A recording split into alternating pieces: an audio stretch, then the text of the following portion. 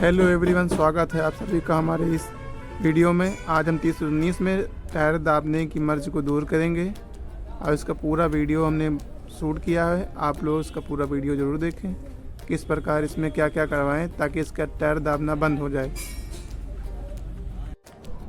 तो बने रहें सभी लोग आप इस वीडियो में और देखिए कैसे कैसे इसका काम होता है और क्या क्या इसमें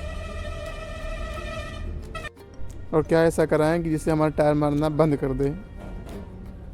तो उस चैनल पर नए आए हैं तो चैनल को सब्सक्राइब ज़रूर करें, बेल आइकन ज़रूर दबाएं और एक लाइक ज़रूर करें।